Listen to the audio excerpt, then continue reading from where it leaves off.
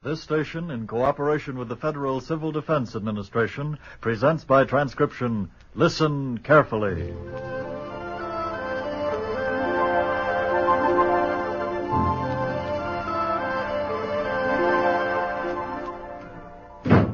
It's me. Finally made it. Oh, Ted, you just missed a telephone call. Seemed urgent, but wouldn't leave his name or number.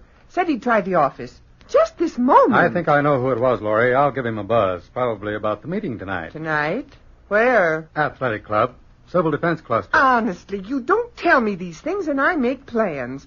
We're going to have to keep a calendar or something. Don't tell me we've got more visitors coming in. No, my program committee. Uh-oh. Cooking up something juicy for the upbringing of the rural ladies in our community, huh? Now, don't you make fun of my activities. Goodness knows the projects we girls promote are just as important as your old channel rod or whatever it is. Never did understand it anyway. Conelrad, dear. Conelrad. And it would do you and all the girls well to understand it. You may be using it sooner than you think. Well, if things are going to continue the way they have the past few months, I think we need 2 cars in this family. Every time I plan something with the girls, you need the car for the radio station or something about this civil defense. Might not be a bad idea, honey. I'll jot that down. Maybe I'd have been able to visit Stella in Montreal when we'd planned if we had 2 cars. When you planned. I knew months before that the Conelrad radio system was going to be installed just at that time. You never consulted me. Besides, you saw her last year. She's our only daughter, and you act as if you didn't care. I love her dearly, and I have to make that phone call. Dinner same time? Yes. Well, I guess I'll have to call the girls and see if we can hold a meeting over here.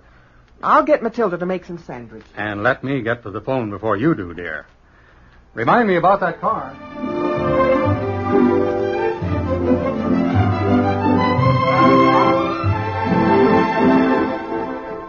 Gentlemen, most of you broadcasters have met our state civil defense director.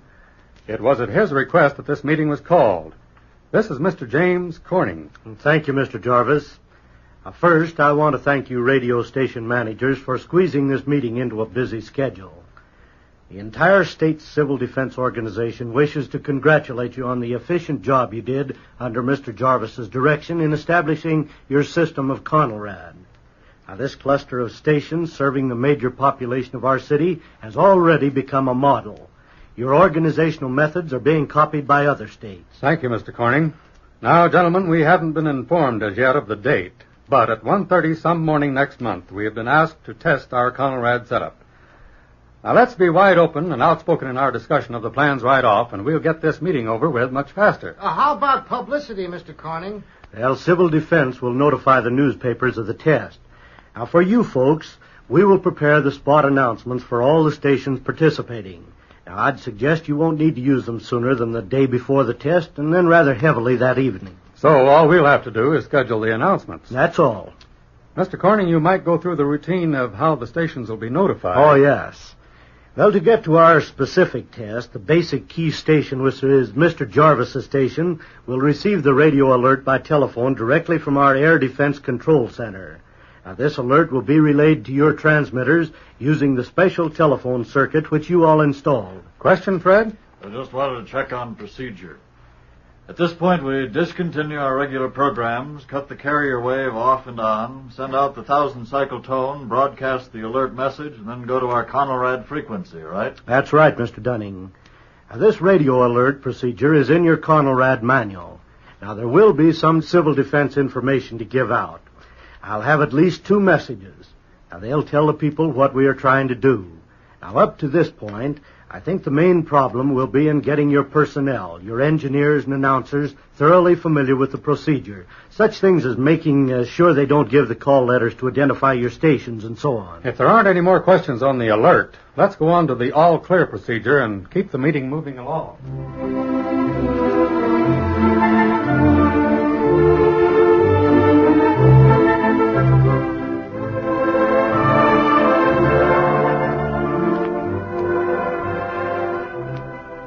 All right, let's decide on our guest for 2 weeks from now and keep the meeting moving along. Laurie, we've done some talking before coming here, and we decided you've got one of the best speakers we could ever have right here. Right where? In your own home. Your husband. Ted? Of course.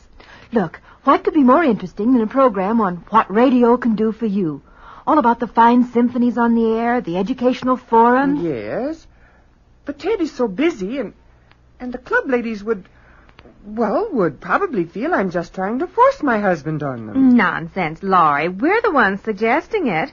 We've never had a program about radio, and we all live with it every day, all day long, in our homes, in our cars, and Ted is such a good talker. Well, that's nice of you to say.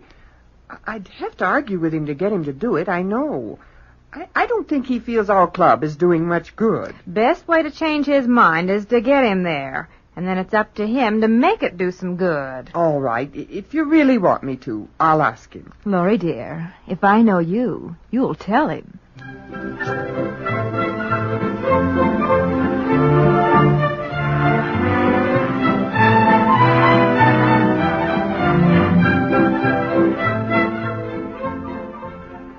Good to have you home early for a change, Ted. What's up? The girls all gone? My favorite cocktail prepared? My lounging robe out? What? No bedroom slippers? Those dingy, worn-out things you wear, wouldn't touch them. Most comfortable pair I ever had. You still haven't answered my question about all this sudden domestic touch, just like the storybooks. I have a question to ask you. Aha. The reason rears its ugly profile. Ted, please. The girls... they talked me into it. My dear, since when have I become such an ogre that you find it hard to ask me a simple question? Well, I know how busy you are. The station, your channel rod, or whatever. Conrad, dear. Conrad. Well, tonight the girls said, and I agreed to ask you, they'd like to have you give a little talk at our club meeting in 2 weeks on what radio can do for you. I'd be glad to. You would? Certainly. You certainly would? I said I would. Well, now... Yes, you did. Oh, Ted, that's wonderful. You do give good talks. And we can be sure to get a lot of culture in, too. Now, one thing you must mention are those wonderful plays on Tuesday nights. That's what the girls should be listening to. And then the symphony broadcast... Laurie, dear, you said I give good talks. Just leave it to me. Yes, of course, Ted. Just be sure you get a lot of culture in. Oh, and Ted. Yes? I forgot to tell you at supper time. I've made definite plans for us to go to Canada to see Stella in Montreal next month, or else. All right, Laurie. I'll try to arrange it. About the car, honey. I think we can get along. We don't need another one.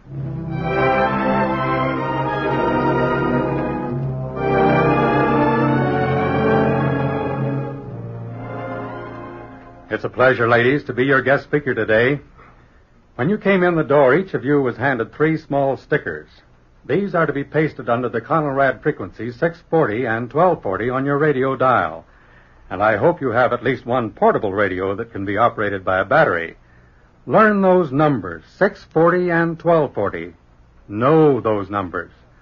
You ask me, what can radio do for you? All right, I'll tell you. Listen carefully. Those numbers and your radio can save your life. Really? I say it again. Radio can save your life. Permit me to show you how. I want you to take part in a flight of the imagination with me. It's not really imagination. It could happen easily. It's all set to happen this very instant. First, from a very remote outpost of the United States Air Force, somewhere in the vast ice pack near the North Pole, comes an excited message in code. Location X-82. Unidentified aircraft sighted approaching on azimuth 30 degrees. Estimated speed 600. Over. Moments later comes another report. Radar station DYL. Unidentified aircraft moving southeast. Request information. This craft friendly. Over. Meanwhile, at an air defense control center, these and other reports are being plotted on a huge map. Ground observer reports strange aircraft over point DD2. Radar station DYL reports 2 more craft appear on screen. Radar station VLR reports... Meanwhile, minds of experts are weighing the possibilities, considering the chances that this might be it. Suddenly, the decision is made. The word goes out from the Air Division commander. Send out notice of Conrad radio alert.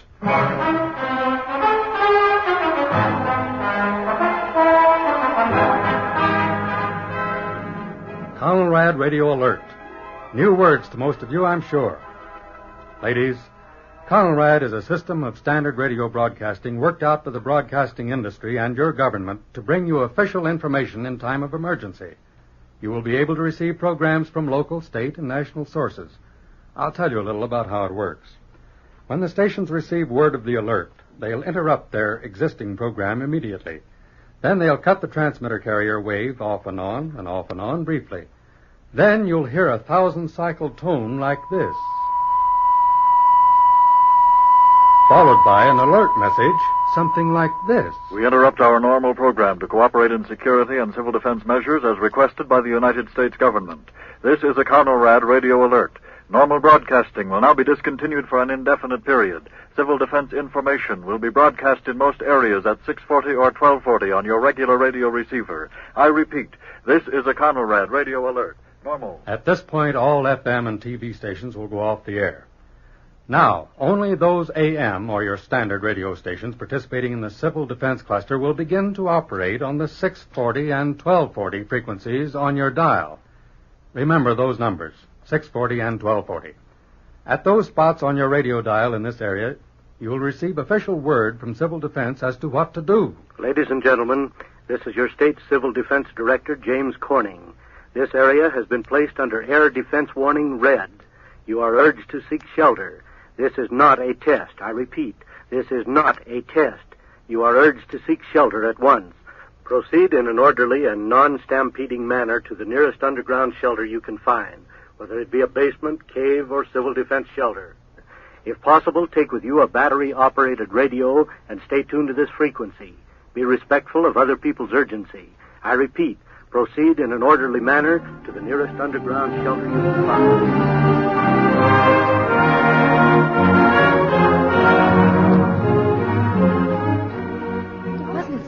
Fascinating. Laurie, my dear, Ted's speech was breathtaking. It just held me fascinated. He didn't mention anything about culture. He said there was going to be a test the 13th of next month. I know, but the Laurie, speech... didn't we tell you it was thrilling? Such a talk. The girls are all excited. Well, Laurie, what's wrong? Aren't you excited? He didn't mention anything about culture. He said there was going to be a test the 13th of next month.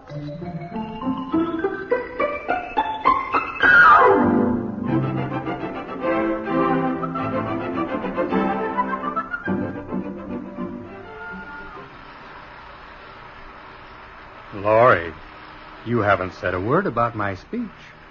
Why this silent treatment? Didn't you like it? Ted, I want that other car tomorrow. Car? Oh, yes, the other car. What does that have to do with it? I want that other car. I'm going to Canada even if you aren't. Who said I wasn't? The 13th of next month. You said it was going to be a test. You planned it deliberately. I don't know what you're talking about. That was the day I'd set for us to leave for Canada. So that's it. Well, now, Laurie, don't you worry about Canada. It just so happens that I've been appointed to a committee of broadcasters who are going to take a tour of various installations of the Canadian Broadcasting Corporation. We'll be spending 2 whole months in Canada, including a lot of time in Montreal. You're going with me, and we're leaving the 20th of next month. We are? Oh, Ted, that's wonderful. So was your speech. The girls all got interested in civil defense and want to know what they can do to help out in the program. I noticed that. I suggest you invite Mr. Corning to be one of your next speakers. And, Ted? Yes. Forget I said anything about the other car. I don't think we'll need it.